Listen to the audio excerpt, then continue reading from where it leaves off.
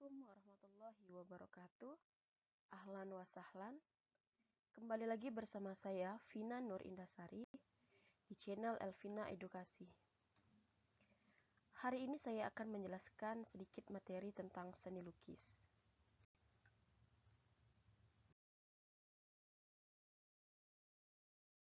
Seni lukis terdiri atas beberapa subbab yang akan kita pelajari. Yang pertama adalah gaya dan aliran seni lukis. Yang kedua adalah tema seni lukis. Yang ketiga adalah alat dan bahan berkarya seni lukis. Yang keempat adalah teknik melukis dan yang kelima adalah prosedur berkarya seni lukis. Namun sebelum itu, pada video kali ini saya hanya menjelaskan mengenai gaya dan aliran seni lukis.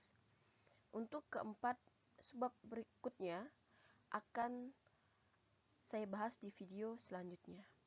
Nah, agar teman-teman bisa mendapatkan video terbaru yang akan saya posting di channel ini, maka jangan lupa di subscribe channel ini dan aktifkan notifikasinya. Kemudian jangan lupa di like, komen, dan dibagikan ke semua media sosial yang teman-teman miliki.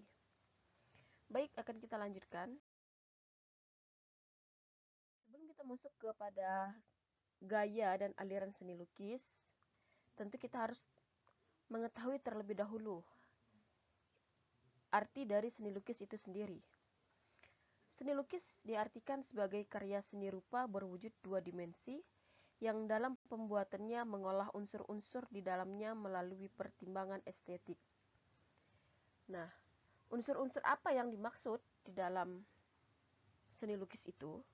Unsur-unsur yang dimaksud dalam seni lukis berupa titik, garis, bidang, bentuk, ruang, warna, tekstur, dan gelap terang. Nah, menurut Sudarso, melukis adalah kegiatan mengolah medium dua dimensi atau permukaan datar untuk mendapat kesan tertentu dengan melibatkan ekspresi, emosi, dan gagasan seniman secara penuh. Sedangkan arti lukisan adalah suatu pengalaman artistik yang dituangkan dalam bidang dua dimensi dengan menggunakan warna dan garis.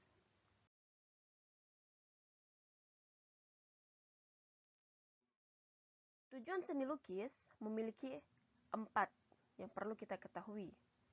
Yang pertama adalah tujuan religius, tujuan kritik sosial, tujuan ekspresi, dan tujuan komersial. Kita akan memahami terlebih dahulu di tujuan yang pertama, yaitu tujuan religius.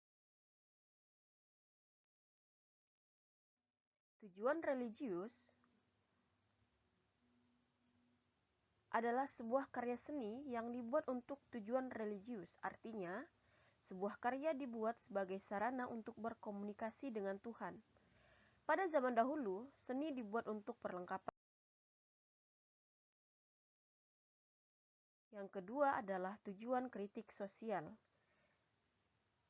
Kritik menggunakan sebuah karya seni merupakan menyampaikan kritik secara tidak langsung. Kritik yang disampaikan berupa bentuk-bentuk kritik yang bersinggungan dengan pemerintah atau lembaga-lembaga lainnya.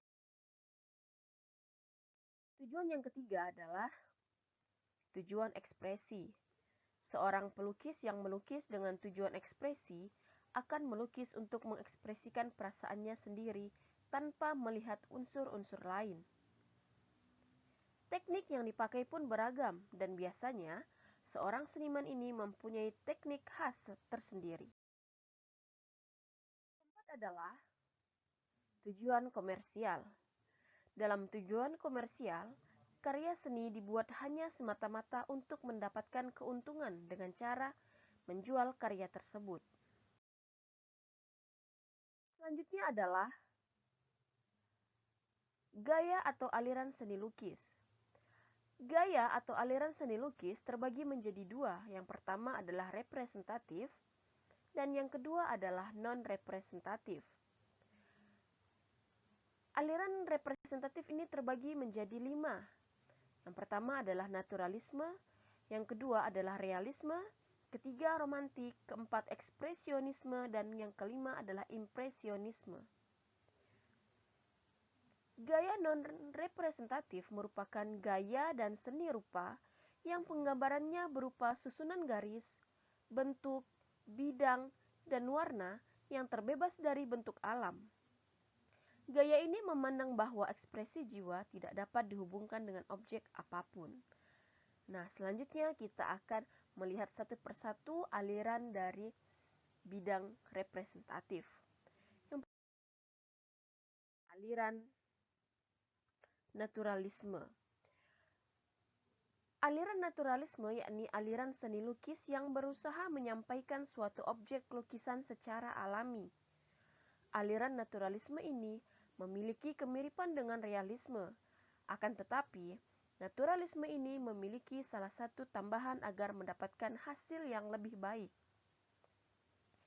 Ciri-ciri aliran seni lukis naturalisme yang pertama, kebanyakan bertemakan alam. Yang kedua, memiliki teknik gradasi warna. Yang ketiga, memiliki susunan perbandingan, perspektif, tekstur, perwarnaan, serta gelap terang dikerjakan seteliti mungkin.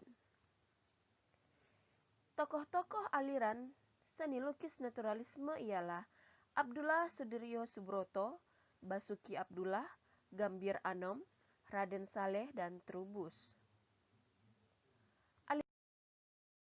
Aliran realisme.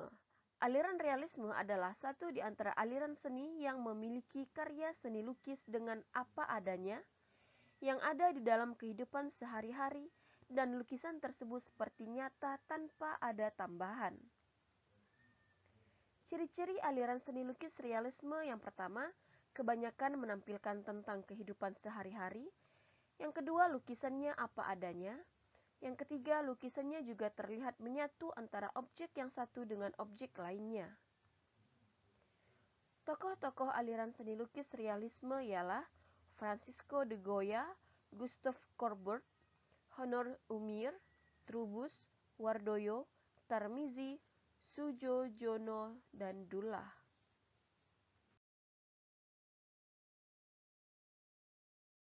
Aliran romantisme.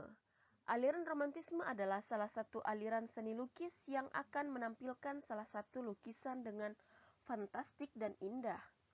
Aliran ini melukiskan tentang suatu hal yang bersifat romans, seperti sebuah tragedi, sejarah, pemandangan alam, dan tentunya ditampilkan dengan lukisan yang fantastik. Ciri-ciri aliran seni lukis romantisme yang pertama, kedahsyatan melebihi kenyataan. Yang kedua, penuh gerak dan dinamis. Yang ketiga, memiliki cerita yang emosional dan dahsyat. Yang keempat, mengandung kegetiran. Yang kelima, menyentuh perasaan. Yang keenam, pengaturan komposisi dinamis. Dan yang ketujuh, warna bersifat kontras dan meriah.